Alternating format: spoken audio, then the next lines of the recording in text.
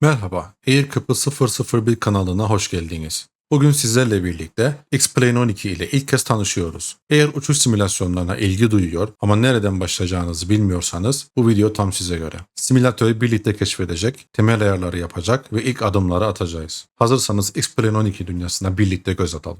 Xplane 12 dostlar resmi hesabı üzerinden yani xplane.com veya Steam hesabı üzerinden edinebilirsiniz. Kurulum sırasında size hangi bölgelerin yani hangi DLC'lerin İngilizcesiyle downloadable content indirilebilir içerik. İşte bu hangi bölgelerin yüklenmesini istiyorsanız onlar size mutlaka sorulacaktır. Uçmayı arzuladığınız bölgeyi indirmek yeterlidir. Ben şahsen dünyanın herhangi bir noktasında uçma olasılığım olduğu için tüm paketleri yani Kuzey Amerika, Güney Amerika, Avrupa, Afrika ve Asya ile Avustralya, Okyanusya ve Pasifik tüm bölgeleri indirdim. İndirme işlemi tamamladıktan sonra sıra simülasyonu açmaya geliyor. Simülasyonu ilk kez açtığınızda sizi sade bir menü karşılıyor. Buradan uçuş başlatabilir, ayarları değiştirebilir veya uçakları seçebilirsiniz. Öncelikle grafik ayarlarını sisteminize uygun şekilde ayarlayın. Sonrasında da kontrol cihazlarını yani joystick, throttle ya da varsa rudder tanımlayınız. Tüm bunlara geçmeden önce gelin hep birlikte adım adım ekranları, içeriklerini, menüleri hepsini inceleyelim. Arka planda Lufthansa uçağı ve dinamik bulutlar aslında X-Plane 12'nin görsel kalitesini de sizlere hissettiriyor. Alt kısımda uçuş simülasyonuna hızlıca başlamanızı sağlayacak 5 temel buton var. Resume Last Flight yani en son kaldığınız uçuşu devam ettirmek için burayı kullanabilirsiniz. Biz yeni başlıyoruz. O yüzden New Flight butonuna tıklayacağız. Veya yeni bir uçuş yapacaksanız New Flight butonuna tıklamalısınız. Eğer eğitim videoları ile başlamak isterseniz Flight Lessons bölümü var. Ancak bu videoda biz manuel olarak uçuş oluşturmayı tercih edeceğiz. Daha önce kayıt ettiğiniz bir uçuş varsa Load Saved Flight ile yeniden yükleyebilirsiniz. Yani kaydedilmiş uçuşu yükle. Ve son olarak tüm ayarların yapıldığı yer olan Settings menüsü burada. İlk uçuşa geçmeden önce bazı temel ayarları yapmamız önemli. Şu anda X-Plane 12'nin ayarlar menüsüne ilerliyoruz. Yani Settings'e tıklıyoruz. Default olarak yani önceden tanımlanmış olarak general yani genel sekmesi karşımıza çıkıyor. En üstte dil seçeneklerini görüyorsunuz. Simülasyon şu an için Türkçe desteklemiyor ama İngilizce veya ana dilinize en yakın dili seçmeniz faydalı olur. Havacılığın dili biliyorsunuz dostlar İngilizcedir. Dolayısıyla İngilizce benim için en azından ve tabii ki birçoğumuz için yeterli olacak. Alt bölümde ise Flight Model var. Language dili seçiyoruz. Flight Model'de uçuş modeli ayarlarını yapıyoruz. Bu simülasyonun fizik hesaplama sıklığını belirliyor. Hemen altında birkaç önemli seçenek var. Örneğin Show Clickable Regions in the Cockpit. Bu kokpit içindeki tıklanabilir alanları gösterir. Yeni başlayanlar için bu seçeneğin klikli olmasını tavsiye ederim. Show ATC Taxi Arrows'da açık olmasını öneririm. Eğer default yani önceden tanımlanmış X-Plane'in ATC sistemini kullanıyorsanız havalimanında yer hareketlerinde oldukça yardımcı olacak. Simulate Blackout, Redout and Hypoxia kutusu da gerçeklik açısından açık kalabilir. Ama yeni başlayanlar için kapatmak da tercih edilebilir. Damage başlığı altında Remove Flying Surfaces when Overspeed or Over G Limit kutusunu boş bırakmanızı öneririm. Gerçeklik açısından bu tür hasar sistemli olabilir. Ayrıca On Aircraft Crash kısmında On Aircraft Crash Explain Should Always bu bölümde dostlar Ask Me What to Do seçili kalabilir. Bunu açık bırakmanızı öneriyorum. Bu simülasyon kazasında ne yapılacağını sorar. Yani bir kaza şekillendiği durumda simülasyon size bir sonraki adımda ne arzu ediyorsunuz veya ne yapmak istiyorsunuz şeklinde bir pop-up pencere karşınıza çıkaracak. Sağ tarafa geçtiğimizde Warnings ve Data bölümleri var. Burada Show Main Menu at Sim Launch ve Warn About Missing Scenery seçeneklerinin işaretli olması yeterlidir. Data bölümüne baktığımızda ise yine bazı seçenekler var ki burada Enable Rich Reconnaissance gibi gelişmiş özellikleri şu anda uygulamamıza gerek yok. Son olarak Kiosk Mod bölümünde genelde sergi veya demo modları için kullanılan bir alan. O yüzden burayı da boş bırakıyoruz. General bölümünü tamamladıktan sonra ya da general, genel ayarlarımızı yaptıktan sonra sırada sound sekmesi var. Yani ses ayarları. Uçuş simülasyonunda sesler sadece görsel değil, hissiyat açısından da çok önemlidir. Özellikle kokpit içi ambiyans, motor sesi ya da radyo anonsları sizi daha fazla simülasyonun içine çeker. İlk olarak üstteki Enable Sounds kutusu mutlaka işaretli olmalı. Bu genel ses sisteminin aktif olmasını sağlar. Altındaki kaydırma çubukları sayesinde farklı ses kaynaklarının seviyelerini ayarlayabiliyorsunuz. Master, ana ses seviyesi, her şeyin toplamını kontrol eder. Aircraft Exterior, Interior, uçağın dış ve iç motor seslerini kontrol eder. Özellikle dış kamerada uçarken dış sesin fazla yüksek olmamasına dikkat edebilirsiniz. Pilot ve Copilot. Eğer sesli checklist gibi sistemleri kurduysanız buradan seslerini ayarlayabilirsiniz. Radios, radyo ve atit gibi seslerin seviyesini buradan belirleyebilirsiniz. Environmental, rüzgar, yağmur gibi çevresel sesler buradan ayarlanabilir. Ve sonunda User Interface. Menüdeki klik, onay gibi sistem sesleri buradan ayarlanabilir. Sağ tarafta ise Air Traffic Control yani hava trafik kontrol kısmı var. Online uçuş yapmasanız bile buradaki iki kutunun işaretli olması faydalıdır. Auto Show ATC Message History yani geçmiş mesajları tekrar görmenizi sağlar. Enable Verbal ATC Messages ATC seslendirmelerinin duyulmasını sağlar. Pilot sesi olarak ise farklı ses seçenekleri mevcut. Pilot Voice. İşte burada Joey veya Sally. Buradan kendinize en doğal geleni seçebilirsiniz. Bu ATC, bu Air Traffic Control sistemi, bu ses sistemi özellikle X-Plane'in içsel ATC sistemini kullanıyorsak ya da default ATC sistemini kullanıyorsak bunların mutlaka aktif olması gereklidir. En altta ise ses cihazları yer alıyor. Eğer harici kulaklık kullanıyorsanız Sound Device ve Radio Device kısımlarının doğru cihaza ayarlı olduğundan emin olun.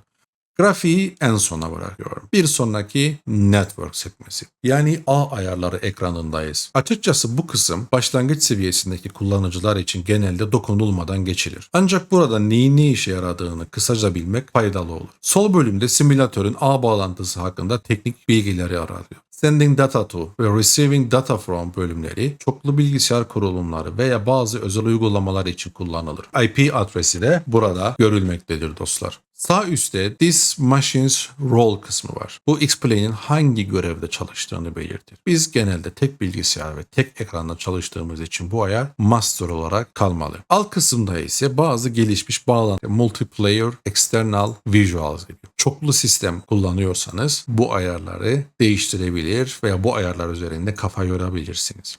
iPad, iPhone, External Apps kısmı ise Avitab ya da ForFlight gibi harici uygulamaları bağlamak için kullanılır. Yani bir tablet var ise tabletle X-Plane arasındaki bağlantıyı buradan gerçekleştirebilirsiniz. UDP ports kısmına geldiğimizde ise ileri düzey kullanıcılar için bağlantı protokollerine müdahale etme imkanı sunar. Bu ekranı doğrudan kullanmazsanız da Avitab haritasını canlı göstermek veya bazı pluginleri bağlamak istediğinizde buraya tekrar uğrayabilirsiniz. Şimdilik bu ayarları değiştirmiyoruz. Bir sonraki sekmemiz Data Output. Şimdi X-Plane 12'nin Data Output yani veri çıkışı sekmesine geldik. Bu ekran simülasyon sırasında X-Plane'in arka planda ürettiği teknik verileri nasıl ve nereye gönderileceğini belirlememizi sağlar. Sol sütunda birçok veri türü var. FPS'den hızlara, açısal verilerden motor parametrelerine kadar onlarca veri. Bu verileri 4 farklı şekilde çıkış alabiliyoruz. Bunlar Showing Cockpit yani cockpit'te görüntüleme, Data Graph Window, grafik penceresine gönderim, Disk Data Text File yani text dosyası olarak diske kaydetme veya Network via UDP yani UDP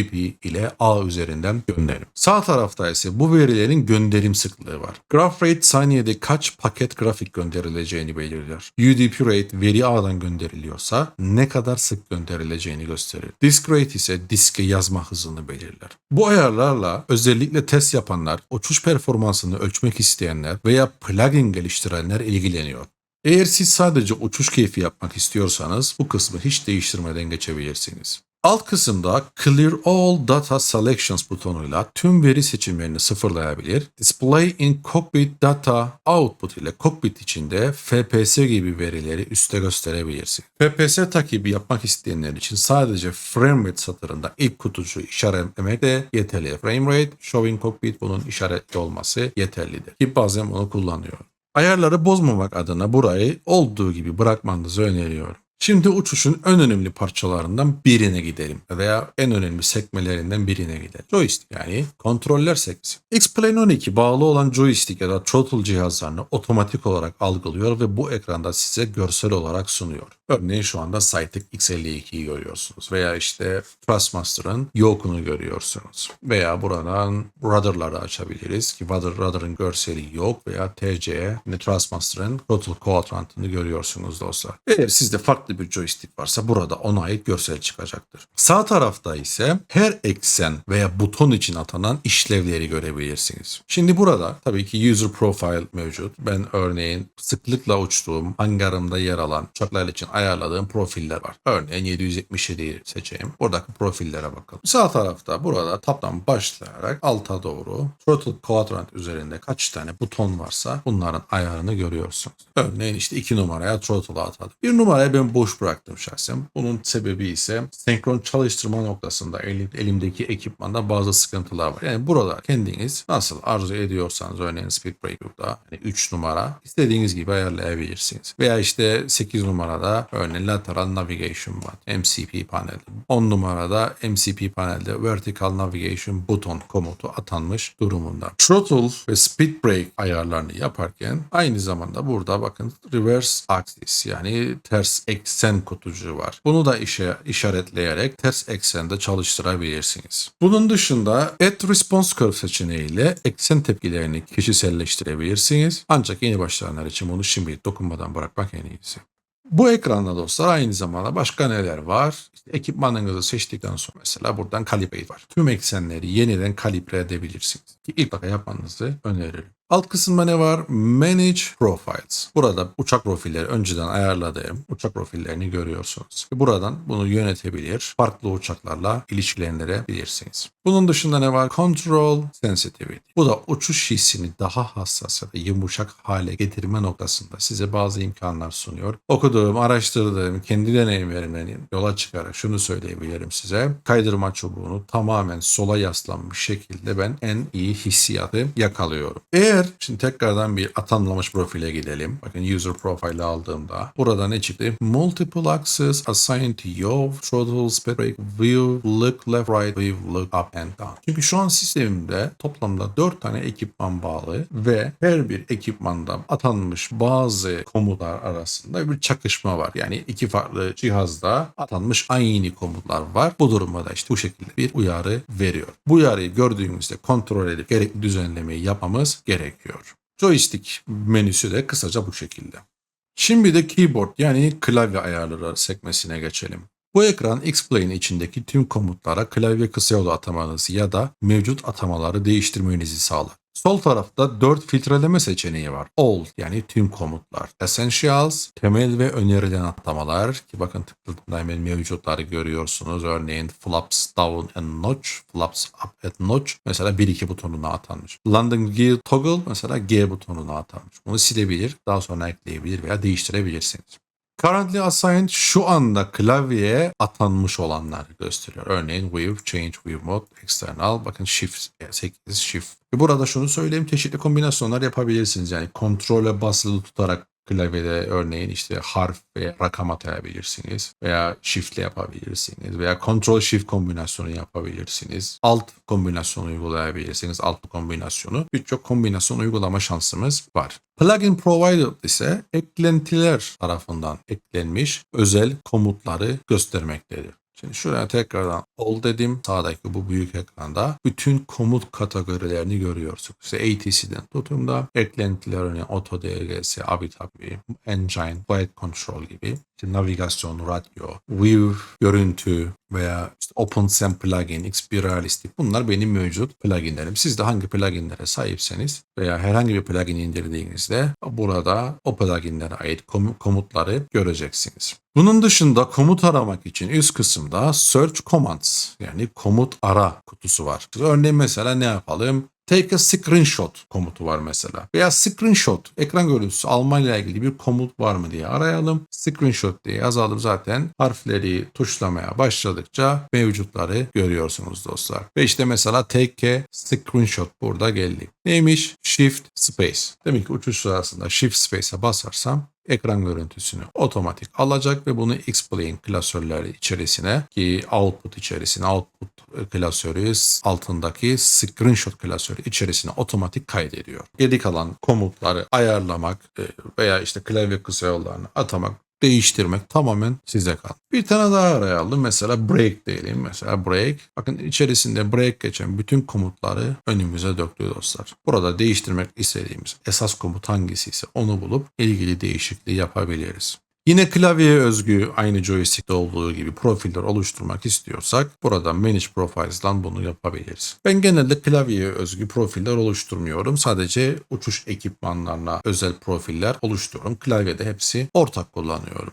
Karmaşık görünebilir ama merak etmeyin dostlar. Sık kullandığınız birkaç tuşu öğrendiğimizde gerisi zamanla oturacaktır. Şimdi klavye ayarlarımızı da tamamladık. Bir sonraki sekmeye geçebiliriz. O da nedir? Erişilebilirliktir. Burada temelde 3 tane basit ayar var. Bir tanesi kullanıcı arayüzündeki yazı ebatı, işte 14 piksel ayarlı bende. Kullanıcı arayüzünün büyüklüğü, size'ı yine ebatı %100 ayarlı bende. Ben 2K bir ekran kullanıyorum. Siz de ekranınıza göre HD olur, 4K olur, 8K olur. Burada gerekli ayarlamaları zevkinize göre yapabilirsiniz. Ve sağ tarafta da ne var? Fare ayarları, mouse ayarları. Zevkinize göre burayı düzenleyebilirsiniz. En sağda ise VR, Virtual Reality Hardware sekmesi var. X-Plane 12 sanal gerçeklik yani VR desteği ile gelen gelişmiş bir uçuş simülatörüdür. Eğer bir VR gözlüğünüz ve uyumlu sisteminiz varsa bu ekran üzerinden VR modunu aktif hale getirebilirsiniz. Üstteki Enable VR Hardware kutusunu işaretlediğinizde Enable VR Hardware ki tabii ki öncelikle bu ekipmanı alıp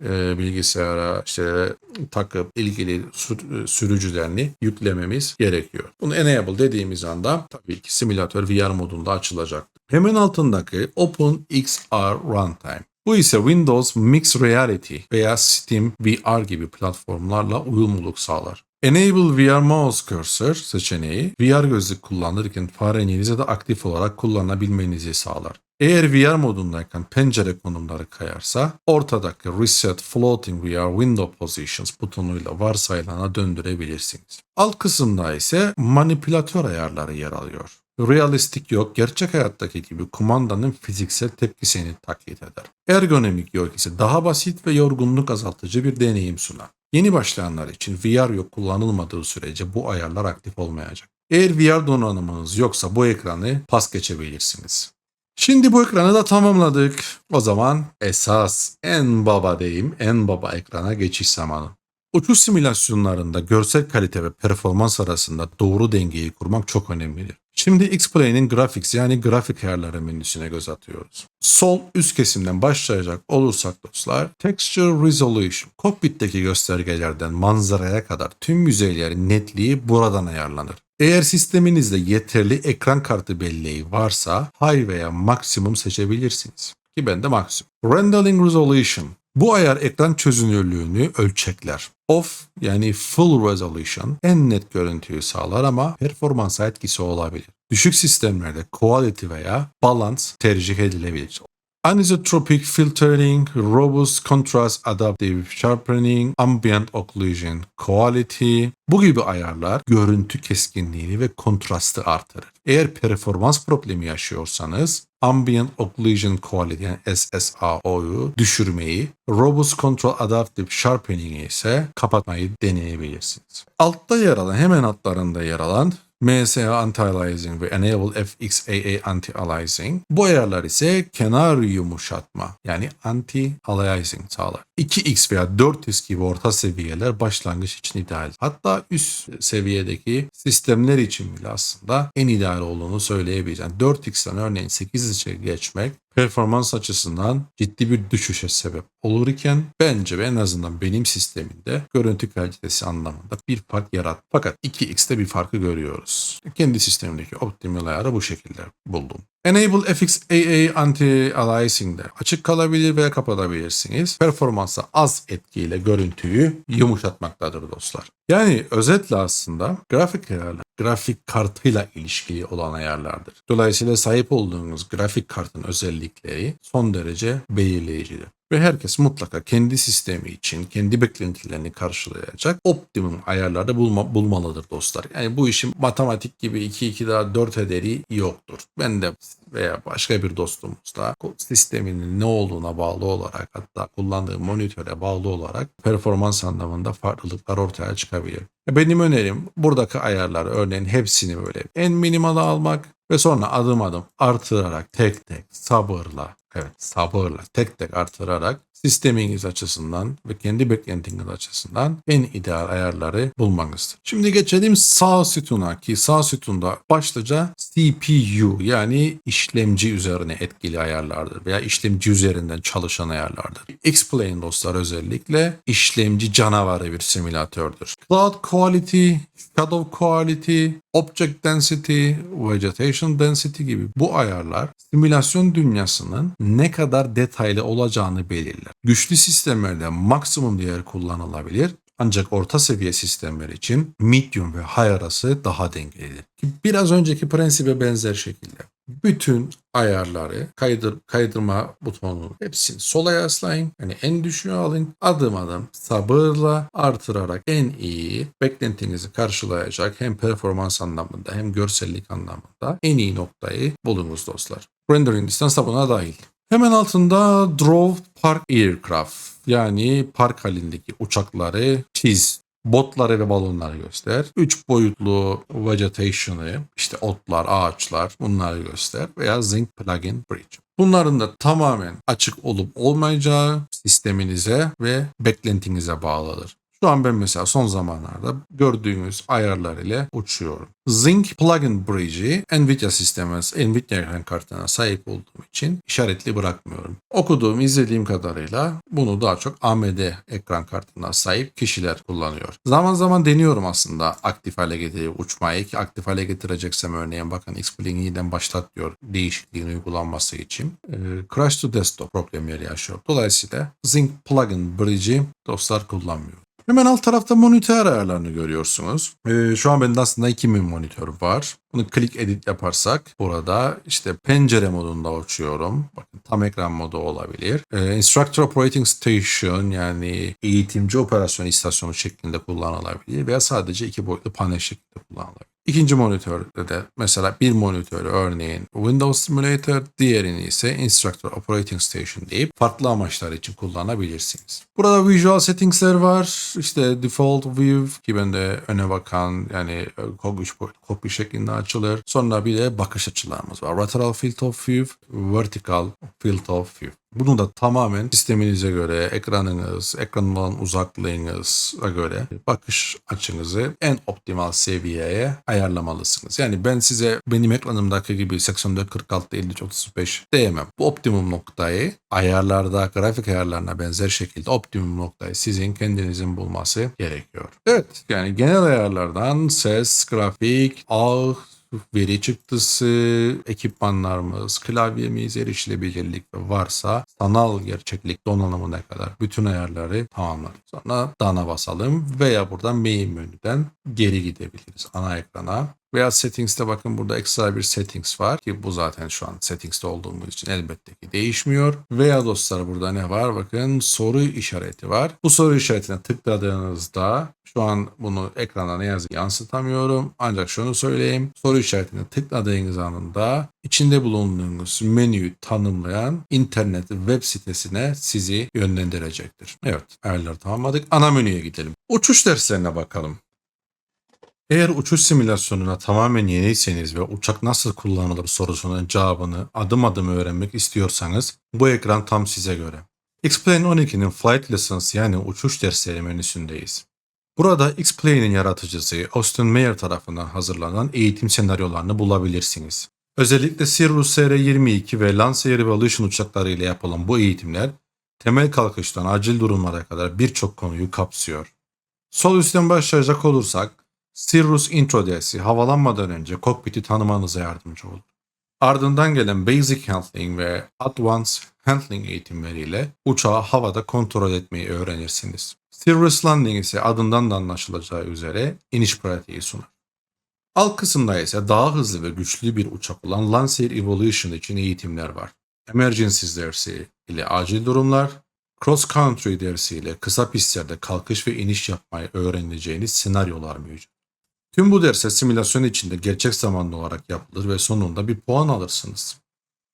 Dilerseniz bu dersleri tek tek uygulayabilir ya da önce temel uçuş deneyimini kendiniz yaşayarak sonra buraya dönebilirsiniz.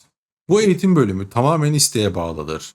Ama özellikle uçuşa dair hiçbir fikrim yok diyenler için mükemmel bir başlangıç noktasıdır. Uçuş derslerinin diğer bir sekmesi navigasyon sekmesi. Uçuş sadece kalkış ve inişten ibaret değil. Gerçek pilotlar gibi nokta atışı seyir sefer yapabilmek için bazı temel sistemleri öğrenmeniz gerekir. Bu ekranda navigasyon odaklı uçuş derslerini görüyoruz. Prensip nedir? Navigate, communicate. Uç, seyir sefer yap, iletişime geç. İşte Learn to Fly with Austin Meyer bölümünde uçuşu, navigasyon bölümünde ise navigasyon odaklı uçuş derslerine erişebilirsiniz. Sol tarafta yer alan War Navigation dersi, GPS kullanmadan A noktasından B noktasına nasıl uçulacağını öğretir. Cessna Skyhawk ile yapılan bu eğitimde gerçek pilotların War istasyonlarına göre nasıl yönlendiğini uygulamalı olarak öğrenebilirsin. Hemen sağında ise Flying an ILS Approach dersi var. Bu bir havalimanındaki aletli iniş sistemiyle doğru pist eksenine nasıl girileceğini ve inişin nasıl otomatikleştirilebileceğini gösteriyor. Gerçek dünya havacılığında en çok kullanılan yaklaşma türlerinden biridir. Her iki ders de Cessna Skyhawk ile gerçekleştiriliyor ve zorluk seviyesi 3 olarak belirlenir. Bu dersler biraz daha ileri seviye olduğu için ilk uçuşlarınızı yaptıktan sonra tekrar buraya dönerek deneyebilirsiniz. Özellikle ILS Approach dersi ileride ticari uçaklarla uçarken çok işinize yarayacak. Şimdi biraz da dikey kalkış dünyasına bakalım. X-Plane 12 sadece sabit kanatlı uçakları değil, helikopterleri de destekliyor. Bu ekranda helikopter uçuşuna özel bir ders bulacaksınız. Helikopter Basics adlı bu eğitimde Sikorsky S-76 Charlie helikopteriyle kalkış, havada tutuş ve temel kontrol becerileri öğretiliyor. Dikkat etmeniz gereken bir şey var. Helikopter uçuşu uçak uçuşuna kıyasla çok daha hassas ve farklı kontrol alışkanlıkları gerektiriyor. Bu yüzden sabırlı olmanız şart. Ama bu eğitim sayesinde kontrollü bir şekilde başlayabilirsiniz. Zorluk seviyesi 1 olarak belirlenmiş. Bu da eğitimin oldukça kullanıcı dostu olduğunu gösteriyor. Eğer sabit kanatlı uçuşlara alıştıktan sonra kendinize farklı bir deneyim katmak isterseniz bu dersi mutlaka denemenizi öneririm. Şimdi uçuş eğitimini tamamlıyoruz ve sıradaki adım olan uçuş kurulum ekranına geçiyoruz. Yani Flight Configuration ekranına geçiyoruz. Başka ifadeyle New Flight. Tebrikler! Artık X-Plane 12'de uçuşa hazırsınız. Şimdi size bu ekranı adım adım anlatacağım. Uçak nasıl seçilir, meydan nasıl belirlenir, hava durumu ve saat nasıl ayarlanır hepsi burada. Uçak seçiminden başlayalım. Sol kısımda yer alan bu bölümden uçmak istediğiniz uçağı seçiyorsunuz. Dilerseniz üstteki filtreleri kullanarak sadece belirli uçak türlerini listeleyebilirsiniz. Örneğin sadece Airliner ya da General Aviation, genel havacılık uçaklar. İşte All Class'tan Airliner, Experiment veya All Engine Types ya da işte bir motor, iki motor. Tüm üreticiler Airbus, Alexander Schleyer, Beta, Beechcraft veya tüm stüdyolar yani geliştiriciler örneğin sadece TOLIS mi istiyor? Tıklıyorum sadece TOLIS uçaklarını görüyorum. Uçağımızı seçtikten sonra ki örneğin burada 737-800'ü seçelim ki şunu vurgulayayım. Herhangi bir ekstra uçak eğer hangarınızda yoksa ekranınız benimkinden elbette ki farklı olacak. Çünkü bende ücretsiz uçak eklentileri var. Örneğin şu an seçtiğim mesela Laminar'ın default uçağı. Ama örneğin şurada 737-800 X 4K olarak seçtiğim namı diğer Zibomod 737 Zibomod. Uçağınızı seçtikten sonra altındaki Customize butonuna tıklarsanız boyama ya da kaplama, livery, yakıt durumu ve ağırlık gibi ayarlara ulaşabilirsiniz. Örneğin livery şu an United mesela China ve bu Türk Hava Yolları. Burada tabii genelde default sizlerin olacaktır. Livery'ler eklenmesi ayrı bir konu. Sol altta Weight Balance and Fuel'dan uçağın ağırlığı, dengesi ve yakıt yüküyle ilgili çeşitli ayarlamalar yapabilir. Veya eğer uçağınızın kokpitindeyken elektronik uçuş tabletinden, Electronic Flight Board ya da kısaca EFB üzerinden de bunlara erişebilirsiniz. Bu biraz değişken bir konu. Yani default bir uçak veya kullandığınız uçak eklentisiyle ilişkili değişiklik gösterebilir. Ama uçakta olsun veya olmasın yani ekstra bir özellik olsun veya olmasın kokpite gerek kalmadan da buradan gerekli değişikliği yapabilirsiniz. Failures bölümünden de eğer bir senaryo problem senaryosu, bir hata, işte ne bileyim yangın gibi, hidrolik problemi gibi bir senaryo uygulamak istiyorsanız buradan gelip bunları seçebilirsiniz. Veya fix all system dersiniz. Tüm hatalar giderilir. Hatta set mean time between failures diyerek burada kaç saatte bir olsun diye detaylı ayarlama yapabilirsiniz dostlar. Evet, uçağımızı gelin Kıbrıs Türk Hava Yolları yapalım. Evet, şimdi location yani meydan seçimi. Burada X-Plane veri tabanında yer alan bütün meydanlar listelenmiştir ve çok sayıda. Burada bir meydanı bulmanın çeşitli yolları var. Eğer meydanın ICAO kodunu biliyorsanız, örneğin Atatürk Havalimanı, Lima Tango Bravo Alfa, doğrudan erişebilirsiniz. Veya IATA kodunu biliyorsanız, örneğin Ercan'ın mesela ECN, onu da tuşlayabilirsiniz. Tabii ki ECN kodunu içeren burada 6 adet havalimanı listelendi ki zaten Ercan'da geldi. Veya Gökçen yapalım. IATA kodu Sierra Alpha Whiskey. Bakın Sabiha Gökçen hemen en başta. Veya direkt isimle aratabilirsiniz. Mesela London Heathrow. Yazalım Heathrow'u tuşlamaya başlayalım. Bakın Heathrow geldi ama istediğimiz Heathrow mu bu? Hayır, dikkat. Hemen altında bakın. London Heathrow karşımızda. Havalimanını seçtikten sonra dostlar üzerine 2 kere tıklayabiliriz. Tık yanlış oldu pardon. Böyle yapalım. Bir daha gelelim. Echo Golf Lima Lima. Üzerine 2 kere tıklayabilir ve özelleştirebiliriz. Hatta gerekirse burada solda meydanı buradan da değiştirebiliriz. Veya geri gidelim. Üzerine 2 kere tıklamadan Customize butonu var. Customize'a tıklarsak da yine aynı ekrana geliyoruz. Burada havalimanını zoom in yaparsak, büyütürsek park pozisyonlarını görüyoruz. İstediğimiz pistte mesela 09 sol baştan uçağı başlatabiliriz veya 27 soldan başlatabiliriz veya istediğimiz park pozisyonuna uçağı yerleştirebiliriz. Ki uçuş yapmadan önce mutlaka buna dikkat etmemiz gerekir. Yani gerçekçi veya sonuçta simülasyon yapıyoruz. Uçuş bacağı simüle ediyorsak örneğin işte Heathrow'dan İstanbul'a tabii ki pist başında değil park pozisyonunda uçağı başlatmalıyız. Veya diyelim ki bu ekrandayız. Heathrow'dan vazgeçtik. Gatwick'ten kalkalım. O zaman tıklayın Gatwick'e. Gatwick geldi karşımıza. Oradan zoom yaparak istediğimiz park pozisyonunu seçiyoruz. Veya bakın solda burada altta menüde yine bütün park pozisyonları tüm detaylarıyla çıkıyor. X-Plane'in bir güzelliği park pozisyonuna tıkladığımızda onun numarası, tipi, kullanım amacı, hangi tip uçak sınıfına hizmet edebileceği ve ekipmanları, işte jetler, turboproplar, C kategorisi, bu gibi durumları bize sunuyor. Yani uçak tipine göre örneğin bir D veya B kategori uçakla uçuyorsak bunu da değerlendirebiliriz. Örneğin buraya basalım. C'ymiş. Mesela başka bir şey. Mesela E-Class bakın. 131. E-Class jet ve turboproplar. Evet, bu ekrandan çıkıyorum. Sırada ne var? Hava durumu ayarı. Weather bölümünde uçuşun yapılacağı hava koşullarını belirliyorsunuz. Örneğin şu an bende gerçek zamanlı hava durumu indirme şeklinde ayarlı ve VFR Fill Clouds ki bu tabii ki meydana göre güncellenecektir. Yani VFR koşulların hüküm sürdüğü bir hava durumu söz konusu. Şimdi buraya ne yapalım? Eğer Real World Download değil de kendimiz manipüle etmek istersek buradaki kaydıracı sağa sola kaydırarak işte mesela temiz bir gökyüzü, VFR Cloud, Scattered, Broken ki Overcast ki bulut tipleri de aslında başka bir konu dostlar, oralara girmeyeceğim burada. IFR Non-Precision, IFR Precision, Convective ve Large Cell Thunderstorms diye çeşitli ayarlamalar yapabiliriz. Bu tabii ki basitçe bir yaklaşımdır. Bunu özelleştirebilir, daha da detaylandırabiliriz. Customize'a basıyoruz. Ve hatta bakın burada irtifa çok değişik ayarlar yapabiliriz. Ama burada ben tabii ki kendi eğitim tarzı uçuşlarımda veya denemelerimde bunu daha çok kullanıyorum. Gerçek zamanlı simülasyonlarda elbette ki gerçek dünya hava koşullarını simülasyon içerisine aktarmak üzere burada sol altta Manual or Real Weather seçeneğine gelip Download Real Weather seçeneğini seçiyorum ve hemen bakın indirmeye başladım. Eğer bunu kullanmayıp da manuel kendiniz bir hava koşulu yaratmak istiyorsanız buradan bulutları, yüksekliğini, rüzgarın hızını, hava sıcaklığını, pistin koşullarını, termal var mıdır yok mudur hepsini detaylı ince ayarlayabilirsiniz.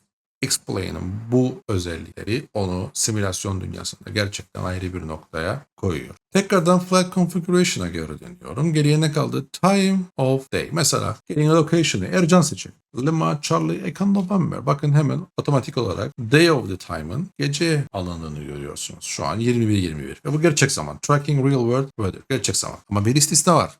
O istisnayı birazdan göstereceğim. Yani aslında doğru değil dostlar.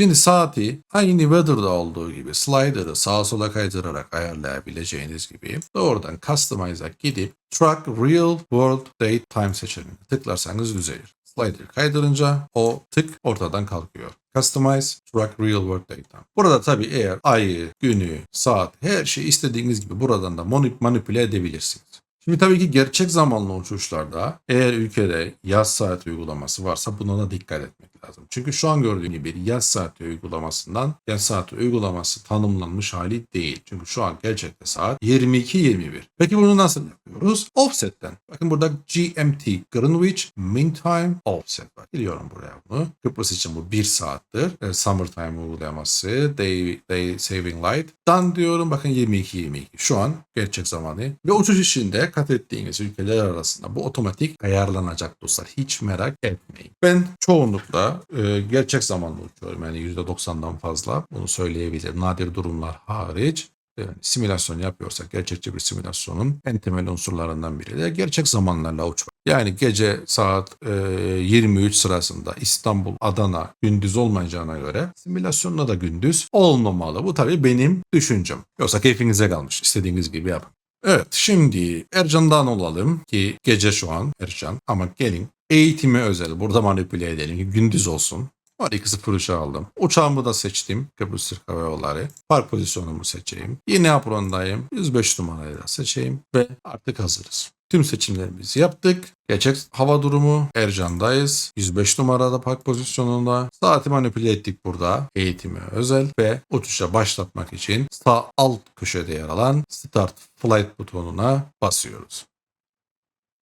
Ercan'a hoş geldiniz. 105 numaralı park pozisyonundayız. Ancak uçuş yapmayacağız. Konumuz şu an X-Plane'in uçuş sırasında erişilebilir menülerini sizlere tanıtmak. Yani uçarken elimizin altında neler var? X-Plane 12 uçuş esnasında bizlere birçok araç sunar. Ve üst tarafta şu an gizli olan ama fare imlecini ilerlettiğimde ortaya çıkan menü çubuğu sayesinde uçuşumuzla ilgili birçok işlemi yapabiliriz. Önce burada tanıtalım kısaca. File, Flight, Uçuş, View yani görüntü, açılar, geliştirici menüsü ve eklentiler, pluginler. Önce File'dan başlayalım. File'a tıkladığımızda ne gibi seçenekler altta dökülüyor? Main menü yani ana menüye yeni bir uçuş başlatabilirsiniz. Uçuşu kaydet. Kaydedilmiş bir uçuşu yükleme load flight. Ekran görüntüsü al ki default bakın shift space ki ben bunu çok sık kullanıyorum ve hatta kullandığım uçuş ekipmanlarındaki bir butona atama yaptım. Uçuş sırasında daha da pratik ekran görüntüsü alabiliyorum. Toggle video recording yani control space'e basarak uçuşu kaydedebilirsiniz. Bunlar X-Plane'in size sunduğu ücretsiz mükemmel özellik. Configure Video Recording'e bastığımızda video ayarlarını yapabileceğimiz panel ortaya çıkar. Örneğin burada gördüğünüz rate ne olsun, genişlik ne olsun, quality ne olsun gibi.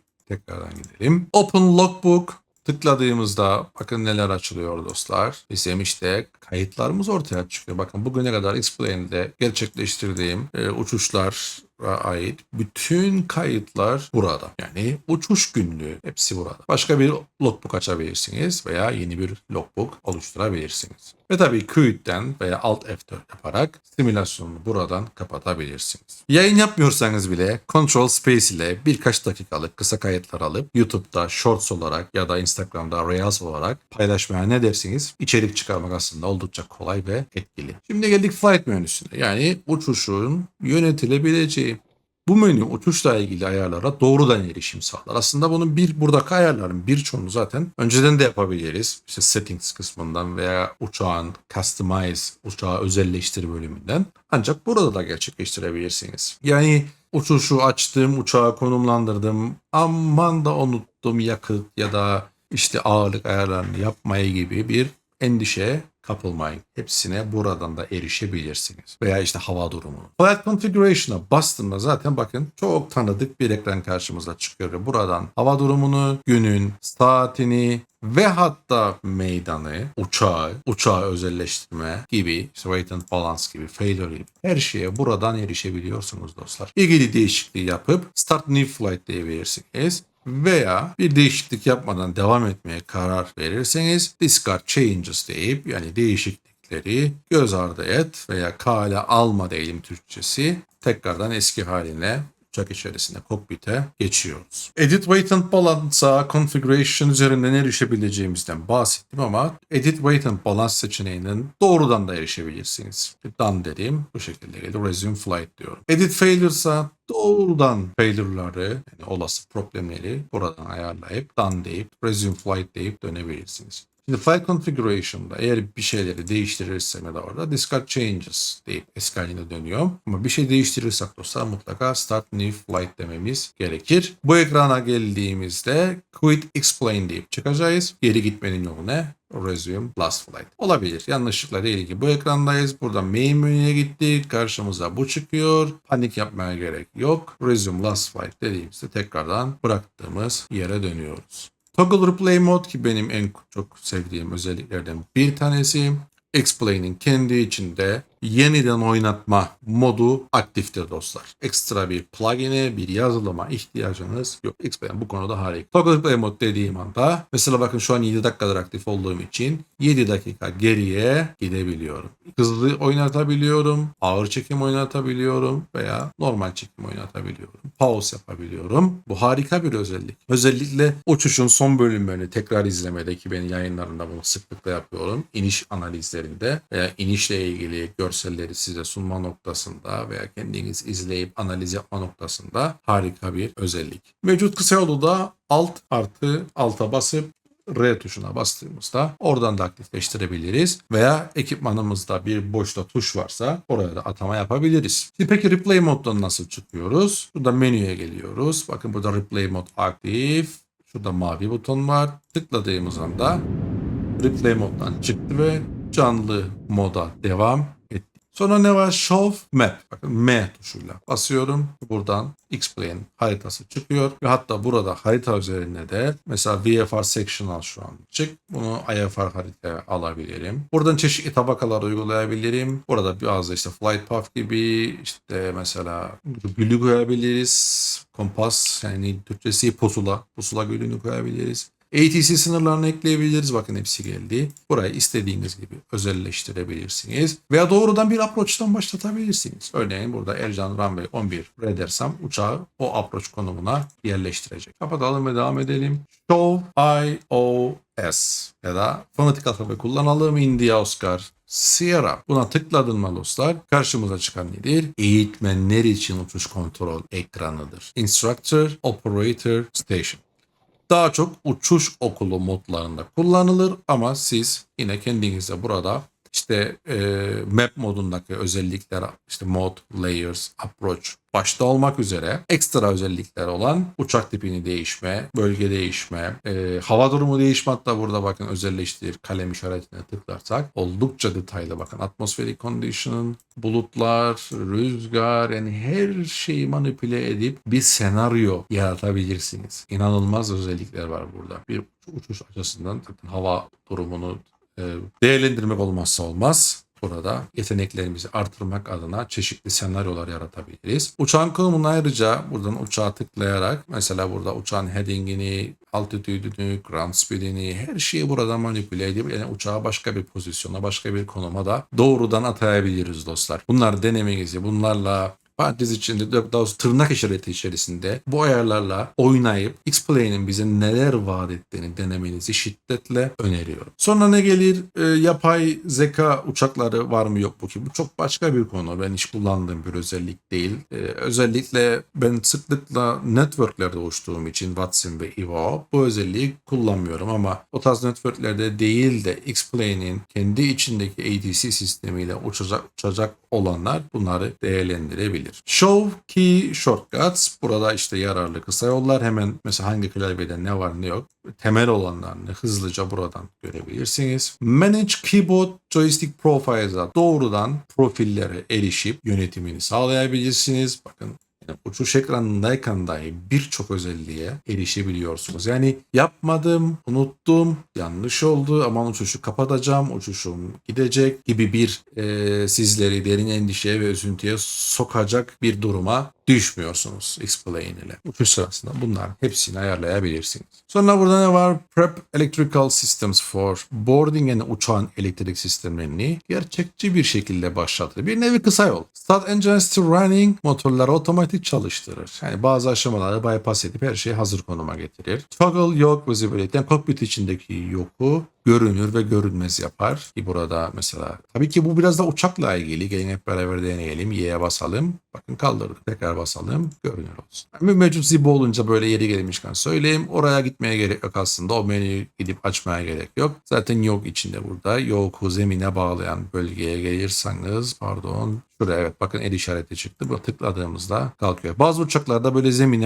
zemine bağlayan bölgede olur. Yok olan. Bazılarında işte burada mesela şurada olur. Ama bunu klavyeden mesela Y tuşuyla da yapabilirsiniz. Kombinasyon çok. Ve Show Ground Handling Window ki Shift G ben mesela alıştım. Bu ekranın diye şu an klavyeden Shift ve G'yi tuşluyorum. Bakın açıldı. Eğer bir Jetway var ise bunu uçağa bağlayacak. Gelin şöyle dışarı çıkalım. Tıklıyorum. Bakalım ne olacak. İşte bu. X-Plane'in default özelliğidir. Bakın Jetway şu an uçağımıza gidiyor. Pushback yaptırabiliriz. Yer hizmetleri çağırabiliriz. Tabii ki bunlar unutmayalım. X-Plane'in default kendi içerisinde yer alan özellikler.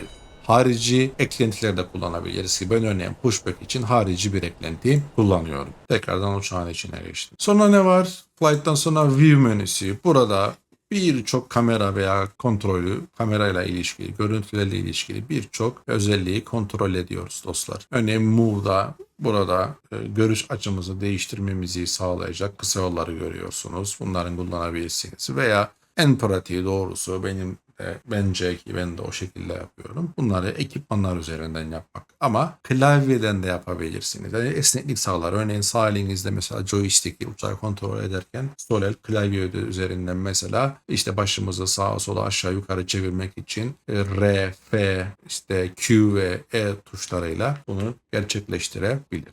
X-Plane kamera sistemi, default kamera sistemi aslında temel anlamda yeterlidir.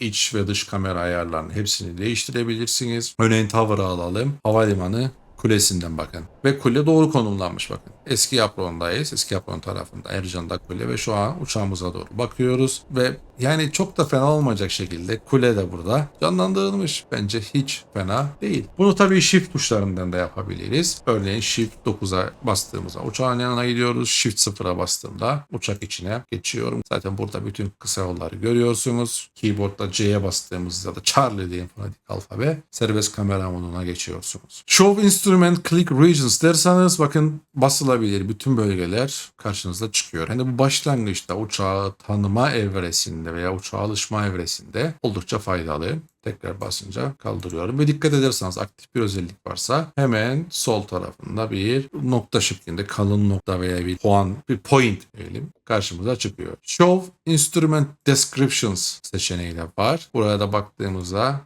örneğin işte üzerine gelip durduğumuzda bakın Command B, Command C bunlar çıkıyor ya da işte burada mesela FIS Weather Radar, FIS Station Radar. Yani butonların üzerine gelip mouse'u beklettiğimizde bir saniye içerisinde tanımlar çıkıyor ki ben kullanmıyorum. Ama uçağa alışma aşamasında her iki durumda kullanılabilir. Show 3D Flight Model, Cycle 3D Flight Path, Reset 3D Flight Path. Bunlar simülasyonda uçağın fiziksel modelini ve aerodinamiğini gösterir. Yani X-Plane'in gerçek zamanlı Blade Elemental Theory esaslı gerçek zamanlı o modellemesini, o fizik modellemesini birebir canlı görüntüleyebiliyorsunuz dostlar. Yani show burada flight model dediğimizde mesela uçağın dışına çıkalım. Yani uçağımız şu an park pozisyonunda ama hareket halinde olsaydı bu uçağın etrafında çeşitli göstergeler görecektiniz ki şimdi mesela bakın burada var. Şöyle zoomladığımda ne kadar belli. Şu açıda belli bakın. Kanat ucuna bakın. Rüzgarın etkisine bakıyorsunuz. 3D Flight Path. Burada işte bakın wing fin'e bakın yani kuyrukta bakın. Orada bazı durumlar var. Tabii hareket eden bir uçak olsa burada çok fantastik anlar ortaya çıkar dostlar. Gerçekten çok fantastik anlar ortaya çıkar. Reset dersek de zaten hepsi kapanır. Evet şimdi bunları kaldırdık. Lock Geographical'de kamera dünya üzerindeki konuma kilitler ki bunu pek tavsiye etmeyeyim biraz başa bela oluyor. G-Loaded kamera ve handheld kamera X-Plane'in son güncellemeleriyle gelen iki güzel özellik aktif kullanıyorum. G-Loaded kamera gerçekçi sarsıntılarla dinamik kamera geçişleri sağlar. Özellikle kokpit içi çekimlerde sinematik hava yaratır. Handheld kamera ise özellikle dış çekimlerde sinematik hava yaratıyor ki aktif olmasını şiddetle tavsiye ediyorum. Sunglasses yani gözlük takıyoruz bakın burada Shift S'ye yapalım. Ne olacak? Bakın güneş gözlüğü taktık. Tekrar bastım. Kaldırdık. Bazen inişlerde gerçekten dostlar çok işe yarıyor. Bunu mutlaka not ediniz ve alışkanlık haline getiriniz. Şiddetle tavsiye ederim. Night Vision Goggles, işte gece görüşü. Bugüne kadar hiç kullanmadım doğrusu. Oksijen maskesinin takılmasıyla ilgili özellikle yüksek irtifada o simülasyonu sağlar dediğim gibi kabin basınçlandırması problemi var. Aviation flashlight'ı şiddetle tavsiye ederim. Gece örneğin uçağın kokpitinde tabii ki karanlık bir kokpit moduyla başlıyorsanız çok yarayan bir özelliktir. Bunu da mutlaka not ediniz. Hatta şöyle yapalım bakın. Buradan Flight Configuration'a gelelim. Customize on Real Data yapalım. Offset 60 dakikaydı. Apply diyelim gelin. Change.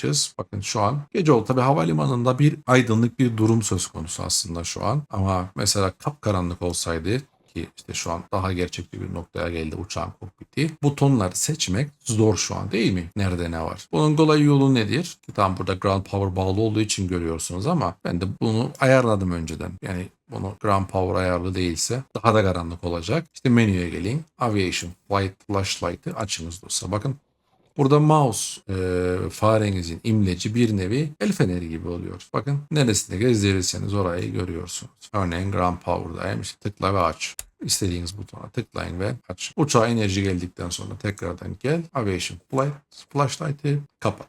Tekrardan gündüze alalım dostlar. Ne dersiniz? Aydınlığa geçelim. Gördüğünüz gibi uçuş sırasında da geceden gündüze geçişleri çok hızlı bir şekilde yapabiliyoruz ki bu son güncellemelerde gelen özellik dostlar ve şu an X-Play'in en güncel versiyonuyla karşınızdayım. Evet, ne kaldı burada? Show Screenshot Controls. Biraz böyle sanatsal, güzel fotoğraflar alayım istiyorsanız burada exposure'ı, kontrastı, hatta enable depth of field'i dahi ayarlayıp en güzel kareyi yakalamak için uğraşabilirsiniz. Evet, View menüsünü de böylece tamamladık. Şimdi geldik Developer'a. Burayı pek kullandığımız bir durum değil ama temelde neler var üstünden bir geçelim. Bu menü başlıca dostlar X-Play'nin içsel sistemlerini analiz etmek, hata ayıklamak veya özel geliştirmeler yapmak isteyen kullanıcılar içindir. Ancak bazı özellikler işte video çekme, yayın yapma, performans testi gibi durumlar için bizlere yardımcı olabilir. Yeniden yükleme seçenekleri, Reload the current aircraft artık uçağı ve tüm görsel öğeleri yeniden yükler. Hemen altındaki sadece uçağı, tüm sistemlerini yeniler, uçağın sistemlerini yeniler, görselleri etkilemez. Reloads the scenery aktif alanın sahne dosyalarını tekrar yükler, yani manzaraları. Özellikle Ortho 4 XP'de plugin sorunlarınız varsa bunu mutlaka deneyiniz. Bunun dışında başka ne var? Output One Flight Model Cycle, yani tek bir fiziksel uçuş hesaplama döngüsü çalıştırır.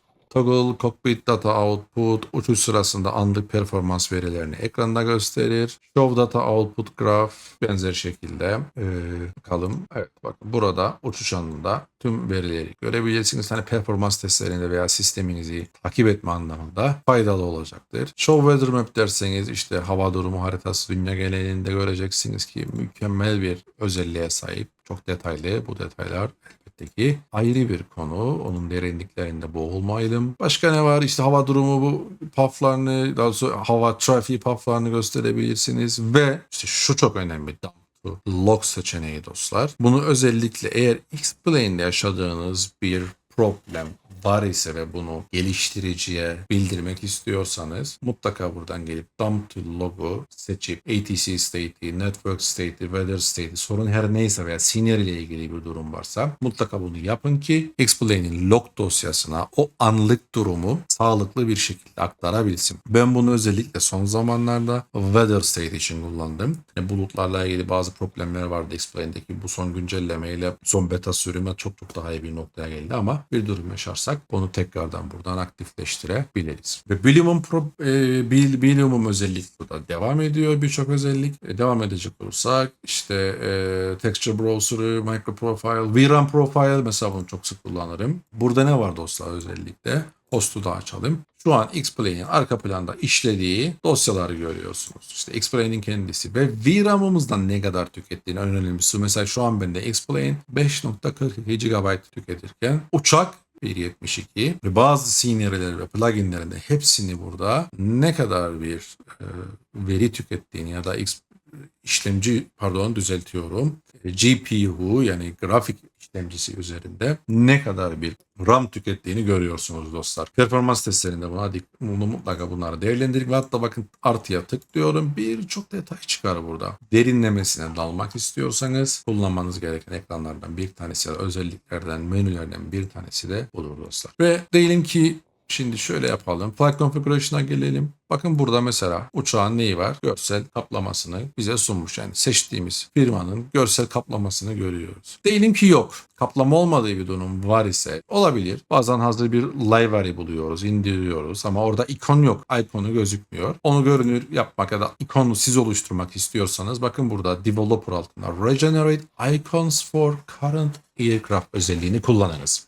Buna tıklarsanız eğer bu işlemi X-Plane sizin için yapacaktır ve bir sonraki seçimlerinizde artık görsel olarak uçağı menüde görebileceksiniz. Burayı da böylece bitirdik. Geldik plugins'e. Plugins menüsü X-Plane'i kendi tarzınıza göre şekillendirmek isteyen herkesin en çok vakit geçirdiği yerdir. Bu bölümde sisteminize yüklü pluginleri yönetebilir, ayarlarını değiştirebilir veya direkt olarak çalıştırabilirsiniz. Burada şu an gördükleriniz bendekiler. Sizde farklı olabilir veya olmayabilir. Ama eğer bir plugin kullanıyorsanız onu yöneteceğiniz alan işte burası. Ve en başta da ne var? Admin'i göster. Plugin yöneticisini gösterelim. Bir kere hiç ayarlara gitmeden doğrudan bir plugin'i admin üzerinden buradan aktif hale getirebilir veya tikini kaldırarak yani örneğin IVA 6 pilot kodu şu an kullanmak istemiyorum. Bu tiki kaldırarak onu pasif konuma düşürebilirsiniz. Ve her bir plugin'inin ne kadar bir CPU ya da ne kadar bir GPU harcadığını da size kaç FPS'ye mal olduğunu da bu izleyebilirsiniz ki performans kısmına dair. İşte bakın bu da yine sistem performansınızı değerlendirirken kontrol edeceğiniz alanlardan biri. Şu an bende mevcutta bakın neler oluyor görüyorsunuz. Information bölümünde de her bir pluginle ilgili bilgileri geliştirici hangi yoldadır, yani dosya nerede yüklü tüm detaylara erişebilirsiniz. Mükemmel ekran. Ve tabii ki Show plugin admin'in hemen altında da benim sahip olduğum pluginler var. Kısaca bunlardan bahsetmek isterim. Çünkü her biri aslında ayrı bir detay. İşte neyim var benim AutoDGS mesela yer hizmetleri animasyonları özellikle Marshall ve körük yönlendirmede Stable Approach'u, stabil yaklaşma analizimi, yayın sonrası uçuş performansımı değerlendirmek için kullanıyorum. Kullandığım Transmaster yok ve Throttle Quadrant'la ilgili bir plugin. Python plugin olmazsa olmaz. Özellikle Zibo ile uçuyorsak. Zibo'ya entegre bir plugin. Noah Weather pluginini kullanıyorum. Bu da işte hava durumuyla ilişkili bir şey. Özellikle bunu kullanma sebebim dostlar. Kar yüklemesini yapmak. Çünkü X-Plane'in mevcut sisteminde kar aktif yağıyor iken görüntüleyebilirsiniz. Yani kar birikmesini zeminde, uçakta, objelerde işleyebilmesi için X-Plane'in o an aktif kar yağıyor olması lazım. İşte bunu gidermenin bir yolu plugin kullanmaktır. Ben de Noah Weather'ı kullanıyorum. Zaten configuration'da bakın Accumulate Snow, Accumulate Water seçeneği aktif. Başka ne var sonra? İşte Zibo ile ilgili bir kabin temperature ayarı var. Settings'te madem Zibo uçağını göstereyim. Şurada kabin sıcaklığı Zibo'da modelleniyor dostlar. Eğer kabin sıcaklığı çok düşürse veya çok artarsa içeriden ikaz gelir. Kaptan hava çok soğuk, ısınmamız lazım ya da çok sıcak soğumamız lazım diye ikazlar gelir. Tamamen keyfi. Xp benim için çok önemli. Kabin içi sarsıntılar, sesler, titreşimler için üst düzey bir deneyim sunar. Olmazsa olmaz pluginlerden bir tanesidir. Pips burada önemli bir plugin. Bu da özellikle kullandığım bazı dış eklentilerle X-Plane arasındaki bağlantıyı sağlar. Avitab zaten bir X-Plane engine'in olmazsa olmazıdır dostlar. Harita, belge, hava durumu, SimBrief entegrasyonu gibi birçok özelliği sunar. Şu an mevcut uçağımızın EFB'sine entegre halde kullanıyoruz. Ama tabii ki doğrudan buradan Avitab Browser'dan Avitab burada. Burada yanıldım. Avitab Browser. Bu Avitab'a bir ekstra eklenti. Onu göstereyim. İşte şu browser'ın görülmesi için bir web tarayıcısı tabletimizde görülmesi için yüklediğimiz bir şey Avitab'a entegre. Avitab'ın menüsü burada. Toggle tablet dediğimizde tablet burada bir pop-up pencere olarak da çıkıyor. Veya joystick joystick'ten buton atayabilirsiniz veya klavyeden bir tuş atayabilirsiniz. Size kalmış. FX çok sevdiğim bir uygulama. Özellikle görsel zenginleştirme açısından bakın aktive ettiğimde mevcut ayarlarımla sağdaki ekran ortadan ikiye bölünmüş ekranın sağ tarafı FX Blue FX aktif. Solda ise default'u görüyorsunuz. Şiddetle tavsiye ettiğim bir eklenti. Tabii ki network'te uçuyorsanız network'ün bağlantı yazılımları gerekli. İşte IO'nun Pilot klienti burada görüyorsunuz ki şu an pasif aldığım için menüler aktif değil. Veya işte Watsim'de uçuyorsanız X-Pilot'un olması gerekiyor. Ve burada önemli bir ipucu. Hangi network'te uçuyorsanız mutlaka Show Plugin admin'e gelip uçmadığınız network'ün pluginini pasif alın dostlar. Çakışma olmasın. Eğer iki network'te uçuyorsanız benim gibi. OpenSAM yine bir önemli bir yer hizmetleri uygulaması. X-Pilot'tan bahsettik. Avitab Battery Pushback olmazsa olmazımız. Geri itme ve motor çalıştırmada geri itme aracını bağlayıp en hassas ve en yüksek doğrulukla geri itme prosedürlerini uygulamak için kullanabileceğimiz X-Plane evreninin en popüler uygulamasıdır dostlar. Mutlaka dinleyiniz. Fly with Lua yine Lua script esaslı birçok eklenti var. Onları kullanabilmek için mutlaka bunun yüklü olması gerekir. X kamera benim için vazgeçilmezlerden bir tanesi daha. Ki her ne kadar X-Plane'in default kamera sistemi oldukça tatminkar olsa da sonsuz çeşitlilikte varyasyonel kamera açıları yapabilmenin yolu X kameraya sahip olmaktan geçer. X-RAS dediğimiz tabii ki bu piston uyarıları, arazisel bilinç sağlayan navigasyon sistemleri, işte altimetrede piste yaklaşımı, taxiway desin gibi birçok özelliği buradan ayarlayabilirsiniz. Ve Terrain Radar'da özellikle işte araziyi bize gösterecek olan önemli bir uygulamadır. İşte call-out'larda özellikle Ground Proximity Warning sistem açısından bu radar artı bir değer katacaktır. Yani burada pluginlerin çeşitliliği ve neler olacağı aslında size kalmış. Şunu da vurgulamam gerekir. Bunların bazıları ücretsizdir. Forum çeşitli kaynaklardan erişilebiliyor. Açıktır. Ki en ana kaynağımız Xplane.org. Forum Xplane.org'dur. Trejob'dan erişebilirsiniz. Ama bazı uygulamalar ise ücretlidir. Çeşitli mağazalardan satılıyor. İşte X kamera ücretli örneğin dostlar. Onun dışında burada XP Realistic ücretli. Bunlar benim için olmazsa olmaz. Yani şunu söyleyeyim pluginlerden. X kamera, XP Realistic kesinlikle olmalı. Play with Lua olmazsa olmaz. Stable Approach yani onun iniş incelemesi açısından çok iyi. Veya Fly with Lua içerisine de bir script atılabilir. İşte orada burada landing rate. İkisini kombine kullanabilirsiniz. Ama landing rate'de sadece iniş rating'i, iniş derecesini, iniş skorunu size verir. Daha detaylı analizin yolu Stable Approach'tur. Örneğin mesela geçmiş raporlara bakacak olursak işte şu an 71 uçuş kaydetmiş. Çünkü neden 71? Aslında çok daha fazla uçuş yaptım da plugin'i sildiğim, kullanmadığım ya da bazı uçaklarla uyumsuzluğu var. X-Plane'i işte yeniden sildiğim dönemler var. Dolayısıyla database'i 71 olmasına aldanmayın. 71 uçuş yapmışlığımız yok. Çok daha fazla. 2000 saat toplamda Watsim'de neredeyse erişiyorum. IVA'da ve offline yaptığım uçuşları katarsak da herhalde bir 2500 saatlik bir uçuşum var X-Plane'de. Bakın burada approach'u, touchdown'u, rollout'u, pist yani oldukça detaylı bir analiz yapabilirsiniz. Şiddetle tavsiye ederim. Uçak modellerine uyumluluğu da tabii önemli dostlar. Çünkü Stable Approach mesela Flight Factor'ın 777 uyumlu değil, çalışmıyor. Bu da bir dipnot olsun. Evet aslında sanırım her şey tamam. Ve böylelikle dostlar plugin menüsünü tamamlamış oluyoruz.